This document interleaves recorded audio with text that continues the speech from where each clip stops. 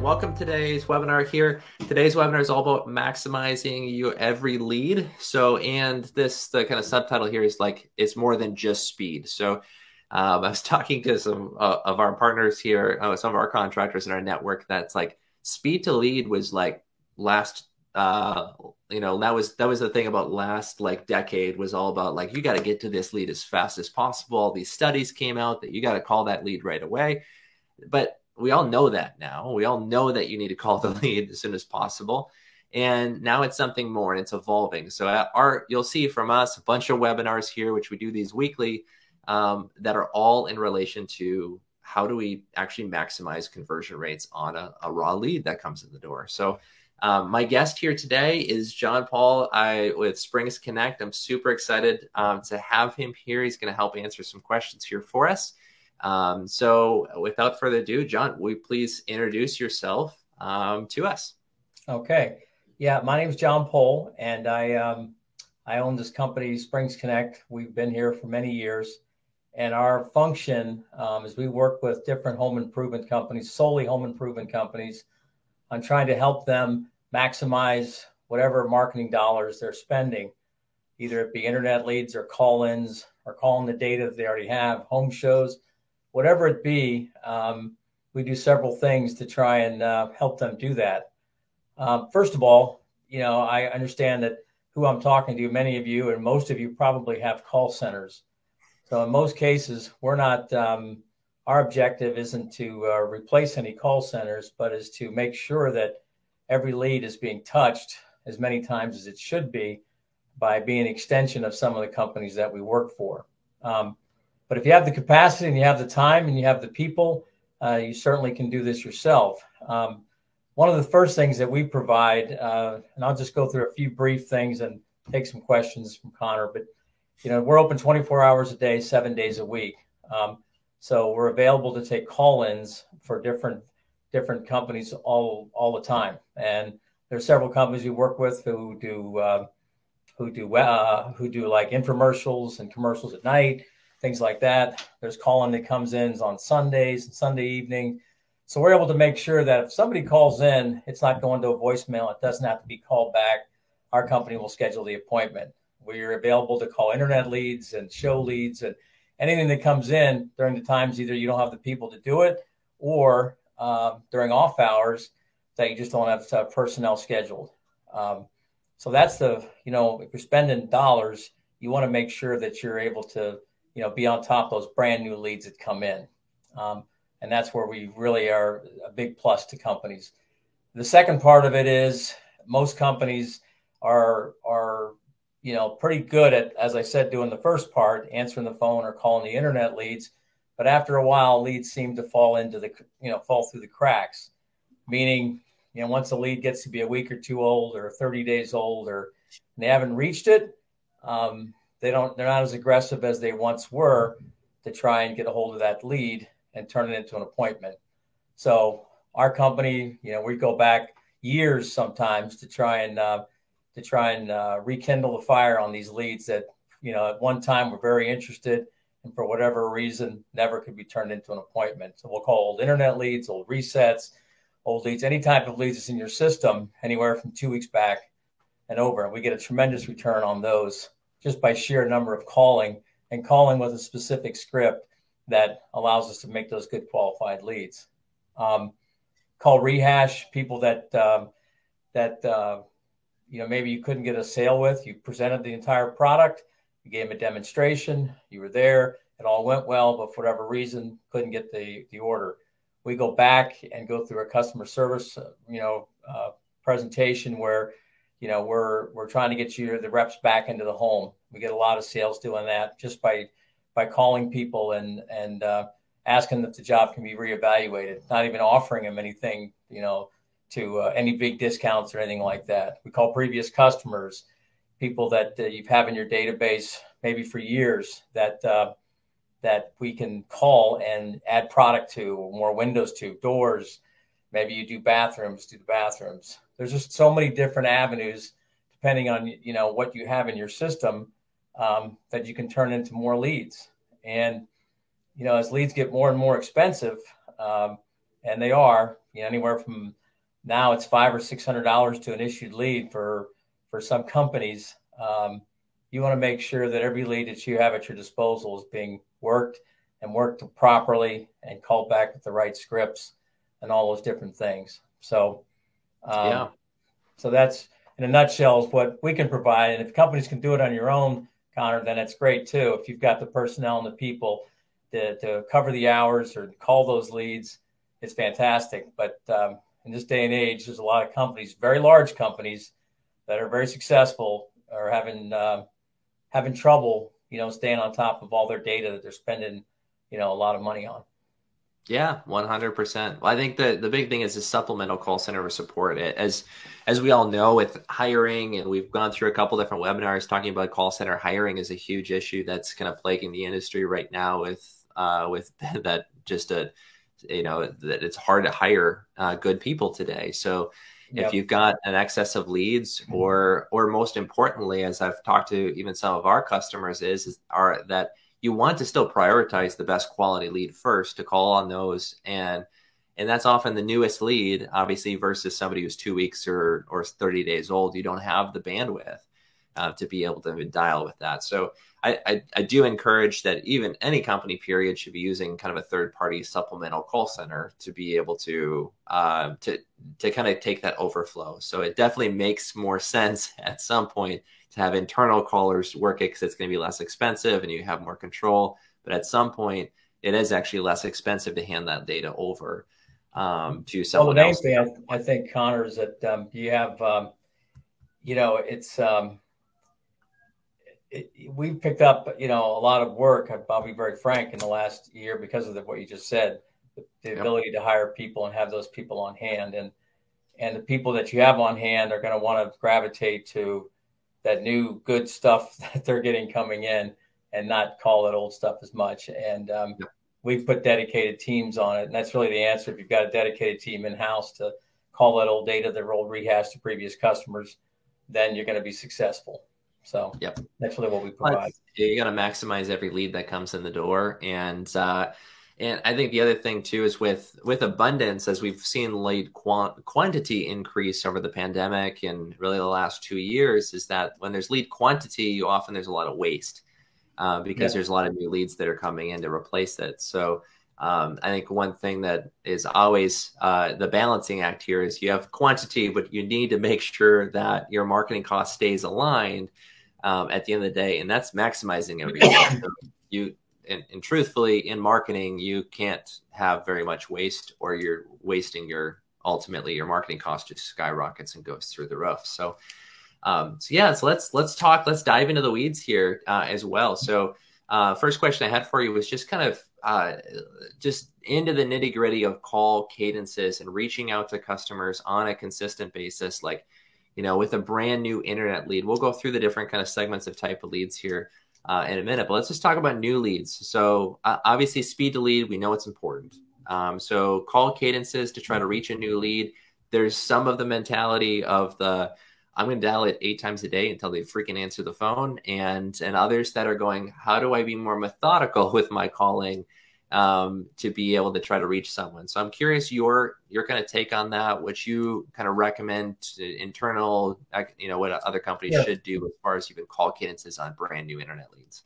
So lead comes in, and speed to lead is important. That's probably the most important factor. It's calling it within, when we call lead, it comes into our system and it's called within a few seconds for a company that we work for. We'll call it 3 times in a row. The third time we'll leave a message on the call with the hope that we can get somebody to pick up before that message is left. We wait 2 hours, we call it again. We wait 2 more hours, we call it again. And then depending on the time of day, we'll call it again 2 hours. The next day, we change up the phone number that they see, and we'll start calling them once in the morning, once in the evening. Do the same thing for the next 3 days. And then we'll go to a call once, skip a day, call once, skip a day. We have definitely a very system set up in place to call these at specific time intervals. And the key is, is that you're not calling them too much, I guess, but at the same time calling enough to where hopefully you can catch them off guard or catch them at some point. but you got to Yep. change the phone numbers. You got to do things differently. You got to be aggressive. And then we just have different, as many call centers do. After the first 3 days, it goes into a different queue to call. After 6 days and 9 days and so on and so forth.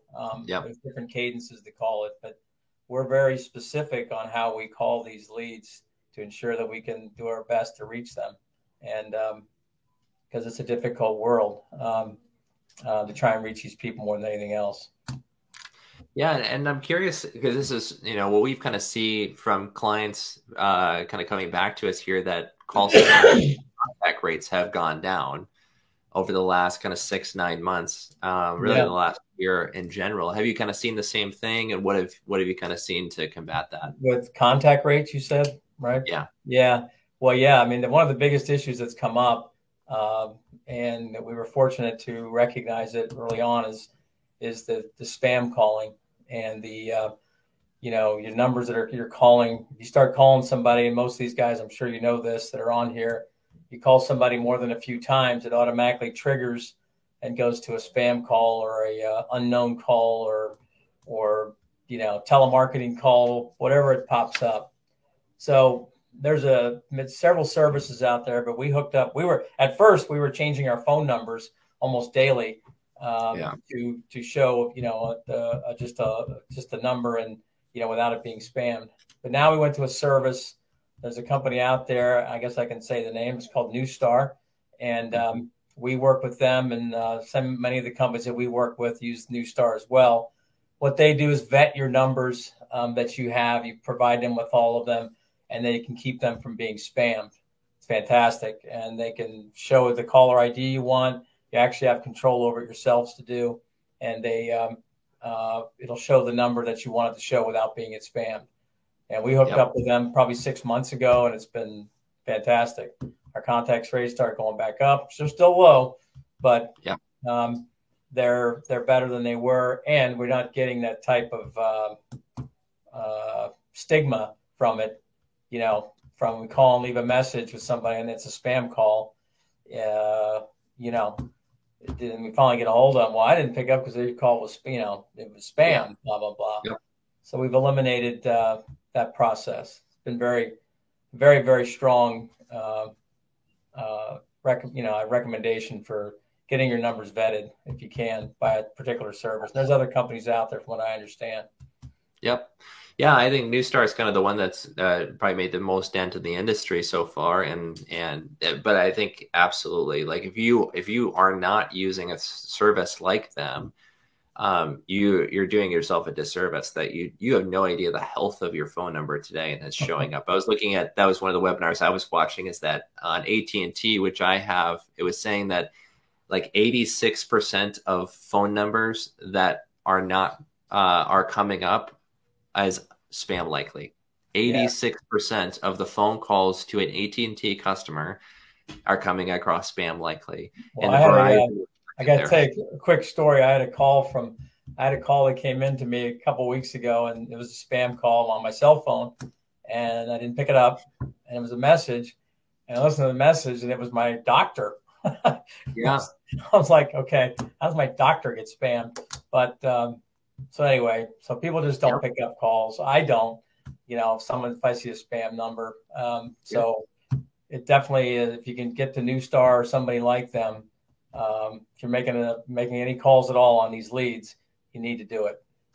Yeah, absolutely. Well, it's still, and calling on internet leads, I mean, that's still the number one way of, most companies want to book an appointment is all via phone call here too. They need to talk to somebody. So out of curiosity, how do you seen or have you seen with what you do, like text messaging kind of fall in line with that? And it sounds like you guys don't necessarily do internal text messaging, but as a whole, how do you kind of see that fitting in? Well, it's great. I mean, text messaging, I think just about all the companies we work for, and we work with about 20 different home remodelers, from some of the biggest in the industry, and maybe some of them are on the call today, to mid-sized to even smaller at times. But if they usually, are following up, if we're calling with a text message in their system for them, and then it'll ring back, and we even take some of these calls that come back. People will call back. I think just like they advertise, if you're not you're not using every ounce of communication at your disposal, then you're doing yourself a disservice, because even if people read text, almost always will read a text no matter what it says. Even if it's a text that you know nothing, you're going to look at it and you can see a short text from somebody. Phone calls is at times can be difficult, and they won't pick up. So I highly recommend it, just because there are companies that we work with do, and they help the contact rate help us too. So. Yep, absolutely. Well, and yeah, if you in that texts are less likely to come across as that spam likely. They still can, so you still need to make sure your phone number is not dialing on that. Right. But one of the interesting things that I've got diving deep into the phone number side of things, and you kind of hit that on the head here too, with just that you were switching your phone number so readily, is that when you're serving a local market, you're like, there's a rule of thumb, like you should only dial like 50 phone numbers per phone number a day. So we've got these dialing systems right now that dial a lot of phone numbers, but they hit that spam likely because the carriers pick up, well, not normal person is going to pick up their phone and dial more than 50 to 100 phone numbers in a day. So it just triggers that just automatically today. So I'm curious how you kind of combat that from a call blocking and spam likely. And the service with Neustar actually helps prevent a lot of that for us. We're not calling one person back, as I said, 50 times in a day. I mean, that's just way too much. We're trying to call them enough to show that we're trying to get in touch with them, but at the same time, have to give them a little bit of breathing space. Otherwise, it's going to turn into a DNC, do not call. So yeah, absolutely. So, and just kind of a related question, Robert was asking, just as far as his contact, he's got a relatively new call center, and what's a good contact rate on new leads overall? And contact rate to speak to is anywhere from 30 to 35% on a brand new lead. We think that's pretty good if you can get that type of connection rate on like a Home Advisor or a Spectrum lead or any of those type of porch leads, anything like that. They will vary some, but if you're getting that type of connection rate, you should be able to, convert enough, at least half the ones that's where we look at least half the ones you speak to, and then, get 3/4 of those into an issued lead. That's how we look at it. Yep. Absolutely. Yeah. And just like you said, I can vary product by product. And by company. Yeah, absolutely. I mean, there's some bad internet companies out there, and then there's some really good ones. So we've dealt with this. I think we've dealt with just about everybody who's out there and still do. And, again, you just have to be aggressive, have a good presentation, be enthusiastic, all the basic things that's always been there in order to get leads, because there isn't too many of them anymore that when you call them up, they say, "I'm glad you called. I just filled this out. I want somebody to come to my house tomorrow." Some, but the majority need a little, tender loving care and the proper scripting to make it work. Yeah, absolutely. Well, let's kind of dive into that. Like, so if a customer comes to you and says, "All right, I worked this lead for 30 days, you have at it." What is rehashing that old lead even look like from a call standpoint? Are you just kind of putting them into a weekly call cadence or every other day, or like what is, well, like for example, you expect to kind of milk out of that, pretty stale lead at that point? Yeah, it depends on what, type of rehash look at. If it's a rehash for a demo no sale, for example, somebody who they just couldn't sell. As I mentioned earlier, we're going to call them back as a cadence. I would say, once every other day, and it'll go into that queue for a certain amount of days, and then it'll go to once every 3 days. We don't call rehash nearly as aggressively as we would a fresh lead. But with the rehash, if I might just, give you a couple of pointers about calling a demo no sale. The only reason I'm going into this part of it is because I've seen a lot of companies that don't even do any rehash on their demo no sales. And we have a whole department that does this specifically. And we go through, and it's a very simple our presentation. I'll shorten it, but it's basically, hi, Mr. Jones, this is John. I'm calling you from XYZ Home Remodeler. We try and get back with people we've been out to see to improve on how we do things, and we ask him a series of questions. Was he on time? And as again, some of you guys are probably already using this type of script. Was he courteous and polite? Was he professional? Did he have the information, the samples to show you? Did he go around and show you the different problems you're currently having? Did he show you how we could solve those problems? Yeah, everything was great.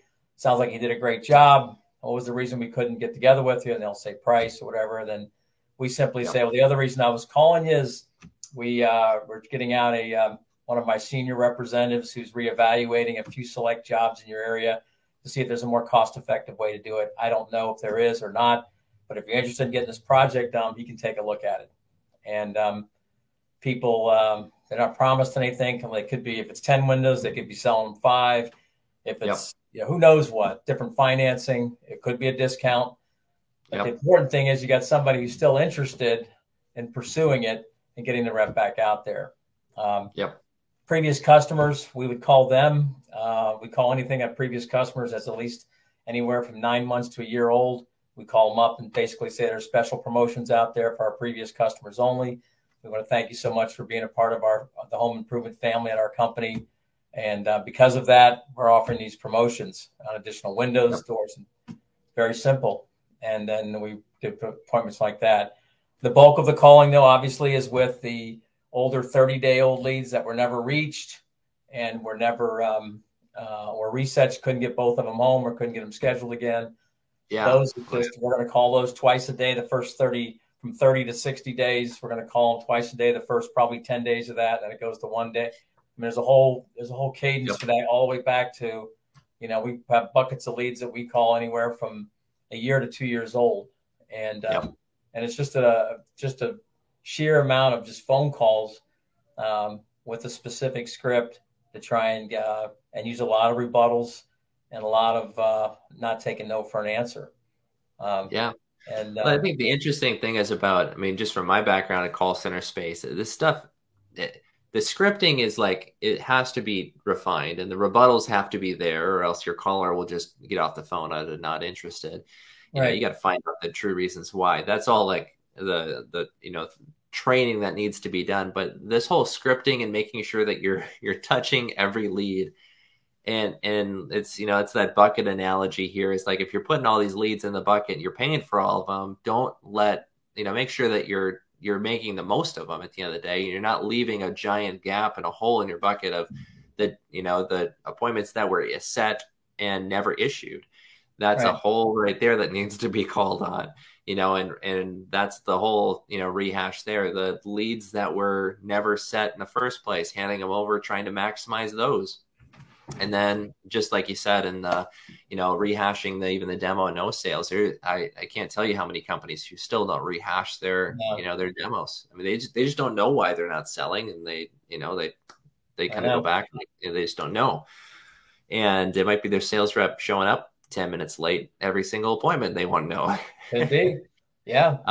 So I'm curious on the demo no sales specifically. Do you have any specific numbers on like how many you actually of those demo no sales that you're able to reset? Yeah, where our conversions on demo no sales for rehash is probably about 20%. It's high. That's crazy. So it's a high number. Most of the people that want the product, that's why that's why you're at their house to begin with. And if you're professional in the way you approach and you're straightforward and you make sense with the people, and there's an opportunity for them to get this product still, I think there's some value there. So I really, the demo rate and the close rate and everything run about the same as our fresh lead. So it's like it's just like another opportunity for you that you think you've lost, that's spent, but their sales reps have to be trained properly as well. There's companies that have done rehash that have not been successful because they didn't have the right approach when the sales reps went back to the house and weren't properly trained. So, you can't start that lead at the beginning of your normal sales, process anymore. No. You have to approach it much differently. But it is surprising on the rehash side of things that just a different fresh face that resonates with that customer at a deeper level, or especially someone who's coming in from like a management who has more experience, Right. I mean, can. there's companies, that's all we do is rehash previous demos. That's it. We have a couple Yep. of companies, and they're large companies where we're sending them quite a few appointments a day that are just rehash of demo, no sales every day. So, I mean, it's that much of a market to it that if it's left, untapped, you're just throwing money away. I mean, it's business you would have. That's what we provide, is we're giving companies businesses, business that they wouldn't have had, Yep. and so it's just it's a plus for them and plus for everybody. Yeah, absolutely. So I think it's, at the end of the day, again, if you have a call center already, and again, if you're the bandwidth can only do so much, and you guys at SpringsConnect, you already have the department for each one of those, and some companies are just small enough where you have a 3-person, 5-person call center. It's kind of hard to departmentalize 3 to 5 people into those and still do everything really well. So outsourcing one of those portions can be super helpful, just to make sure you're doing it at excellence every single time, right, across the board. So, no, I think that's fantastic. I think that when it comes to calling today, especially on internet leads, one of the questions is kind of like so the hard thing about internet leads is when they're being dispersed to multiple people, whether it's, you're buying a home advisor lead, or you're buying a lead, you're getting a lead even from us, we send that over to 3 people. So you are competing, for speed to lead there. You're competing against, how you responded to that lead differently than the other company did, and text message sequences. So everyone's competing.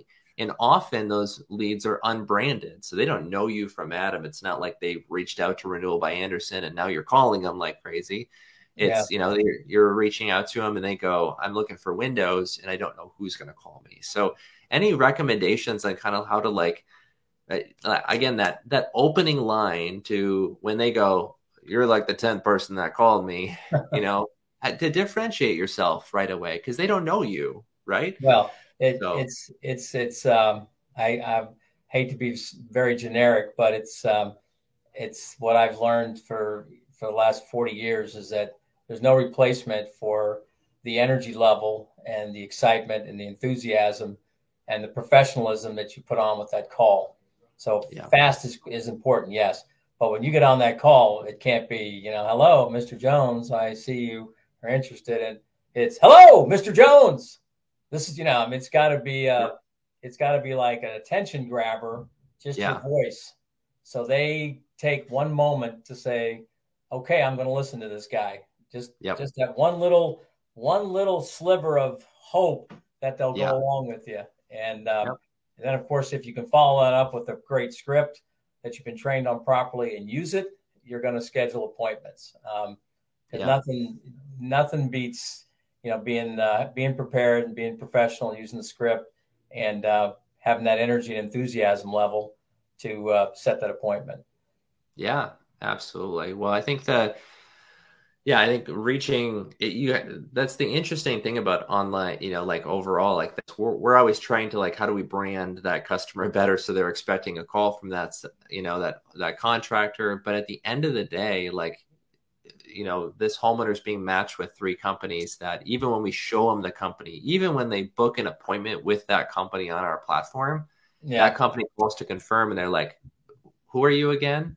So, again, making that impression on the call side of things can be all the difference in the world in how you take that phone call, just like you said. And that, to make it memorable, to make that what was the value that you provided to them on the front end. The biggest thing at the end of the day, I think, with online leads, just as we both know, is that it's somebody raising their hand going, Windows. The level of interest there can be vastly different. Well, their hand can be this low, exactly. Not this high. But there's something there, even if they give you that immediate objection of you're the 80th person to call me. It's well, glad we're on the phone today. So it's how do you overcome that as it's still a buying process. Where are you at in the process with purchasing your Windows? You're obviously you're very interested in this, filling out lots of forms. So So I think one of the things, kind of diving into here is, Robert asked again here with just what with contact rate on third parties. Do you see kind of overall, obviously, some lead sources, as you mentioned, kind of are really low contact rates on leads versus others. We've seen like Home Advisor as kind of an example Robert gave here. Home Advisor typically, depending on the type of lead you get from Home Advisor, they've got like a million different versions of their leads out, the products out there. Some of them are like really high contact rates, and some of them are like 30%. So have you seen any kind of big variances that make an impact? You said you've seen some really bad lead sources out there. What have kind of made the differences there, in your opinion, from like the good, versus the really good, conversion rates or quality lead sources? Well, I think the contact rate's always higher when the quality's there. Yep. So, I mean, that's one of the first things that we see. How they're getting there at times, I'm not sure. But when we call a lead, our approach is there's differences, I agree, but our approach is to treat every lead the same because, you want to make sure you give every lead, no matter what's being thrown at you, a good fighting chance to set it. So I don't know if I'm answering your question as far as what I see the differences is. I mean, I could get specific with companies, but I'm not sure this is the forum for that. Yeah. What ones that we see better than other ones, but it's usually the contact rate, and the contact rate's better because the quality is better. It's Yep. a better lead coming in. We got a Yeah. couple of lead sources that are very good that I've seen in multiple companies we work with. We don't get too many of them, but when we Yeah. do, they're very good. So One, just from a marketing and media advertising perspective, there is just like multiple channels of communication, right? If you got a mailer and you called that mailer because you had sitting in front of you, that's going to be a much warmer, hotter lead, sure, that's branded to your company, than a third party lead generation company that someone was scrolling on Facebook going like Windows. Okay, like I was looking for friend and friends photos, and I came across this yeah, window ad. yeah, It's a different sure, customer at a different stage in the buying cycle. And if you think about that funnel, to kind of answer your question, Robert, is just depending on the lead source, depending on the media that they chose to do that. One of the reasons why we at Contract Appointments have selected to go revenue share with our contractors is because not every lead is worth $40. Some are worth way more, some are way worth less. But at the end of the day, it's the marketing cost that you're spending at the end of the day that actually makes the most sense. So, right, and it's kind of making sure to get the number of customers you need in the door, you need a little bit of every type of media, and you have to treat every lead the same. And you're going to get some really, really high quality, and you're going to get some lower quality that you're going to have a 20% contact rate. And we have some that you get a 60% contact rate. That's just the nature of it. exactly. So, Joe, I kind of want a question here. I've noticed a lot of leads we get from different lead sources are old data, like a person telling us that they updated the request months ago and already completed the project. So this, I can kind of speak to that a little bit here on our side of things. So one thing we've noticed within the lead aggregation business as a whole, so we generate our own leads. We have a bunch of publishers with like blogs that we get leads for our contractors on behalf of, and then we buy leads from third-party aggregators as well. So that you kind of get really good, the bad and ugly when it comes to you kind of mix them all together. And our job is to kind of act as that barrier between us and our contractor. But we find in the lead aggregation business, in the lead generation business, there is absolutely companies out there and shady affiliates that we're always trying to pinpoint, just as you are at the end of the day, that they sell a lead. And then 60 days later, they go, I wonder if I can send that lead over to him again and make some money, because we pay for every lead that we buy on our contractor's behalf, and we see it's an older lead. So that's something it plagues the industry. You'll get that from any lead aggregator out there, lead provider out there. And it's a pain in the in the rear. It's somebody just trying to reprocess and resell the lead like it just filled out the form again, but they didn't. So that does bring quality down because of that, and that's some things that we've implemented, like trusted forms that we timestamp every lead to make sure that they were truly filling out that form at that date and time, can help with that. So just kind of a plug for trusted forms. I mean, there's a lot of things that these companies do that the internet, I'm not saying they're all shady, but we've seen leads, the same lead come in from two different companies at the exact same time. And, we've seen leads that I'm sure you have too, you guys, where leads come in that they think the people they're getting free windows, the government's going to pay for them, and whatever. All kinds of, do you have a rebuttal for that? Yeah, we have a rebuttal for that. We can't do that. We can't give you free windows, Mrs. Jones. However, we can, but typically it's a low income situation, and it's not something that viable lead for anybody, Yeah. Well, that's the free window government program. It's, the lead, I could go and have a whole nother webinar on how the lead industry really works. We buy leads from all these third-party aggregators, but they all sell and buy leads from each other. So it's like, that's where you get the same lead from multiple lead vendors, is because they're sharing that lead data with each other. Yeah. That's why we ask on our side, are you buying from them? Because we're not going to buy for you. So, and because it just exasperates that problem, which we don't want. But at the end of the day, the government program, all that kind of stuff, the problem is you turn off one source, you find an affiliate, and they pop up somewhere else. It's because you can get pretty cheap leads when you promise some people free stuff, for whatever reason it seems to be the case. So I'm still waiting for a really good rebuttal to turn those ones around and to actually fulfill on that government program. I'm waiting for it. That would help everybody, I think. Yes, it would.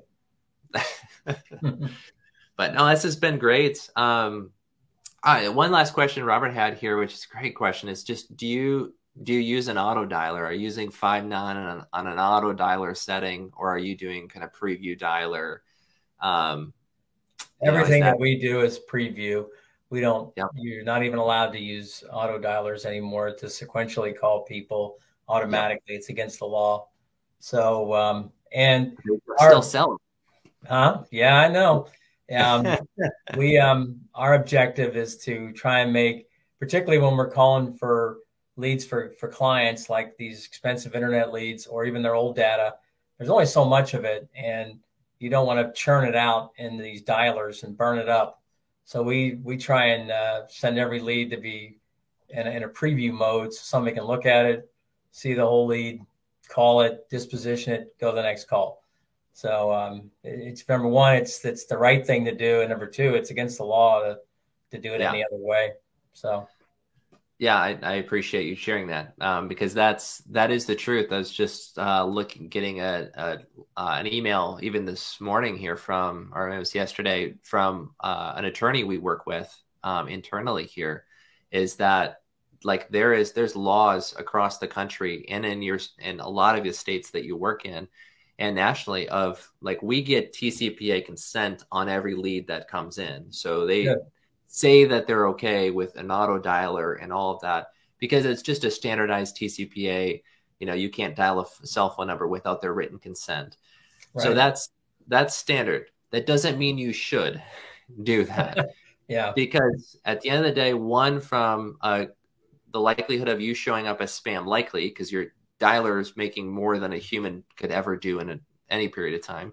You will drop calls, number two, which carriers don't want that, and then who wants the little bloop bloop, when someone answers the call, right? We all know that sound at the end of the day.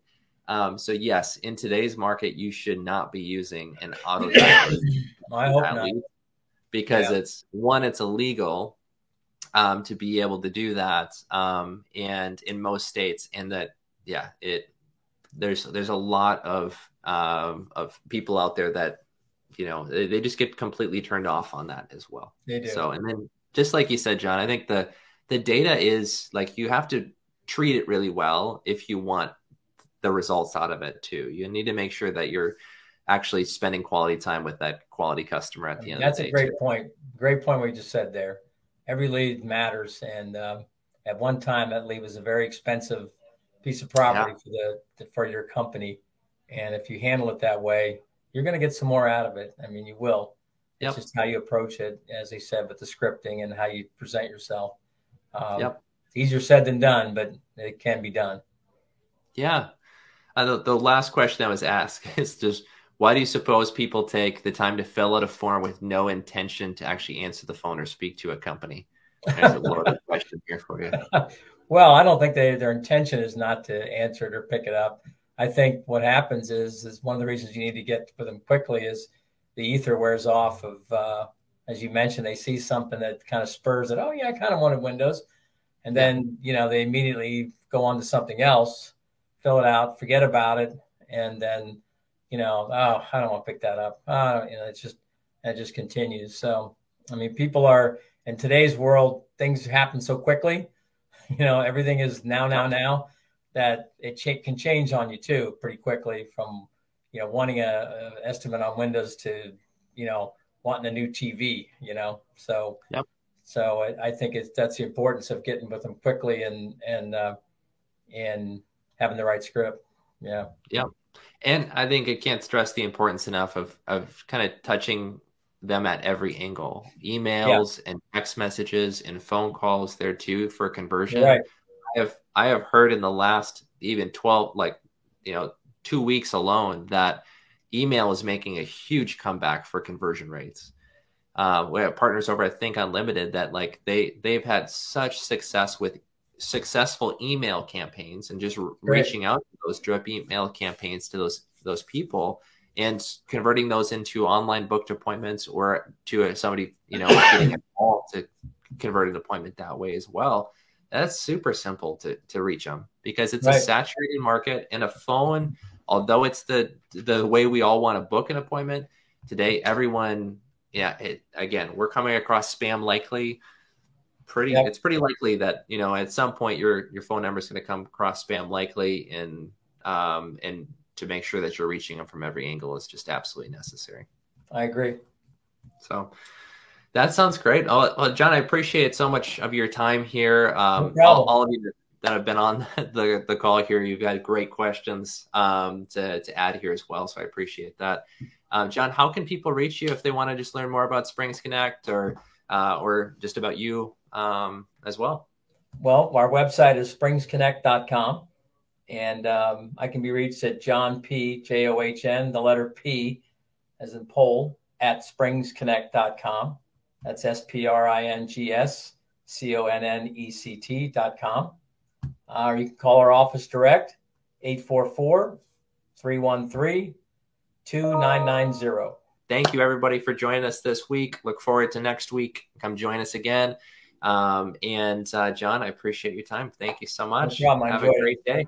Have a great day, you guys. Thank you.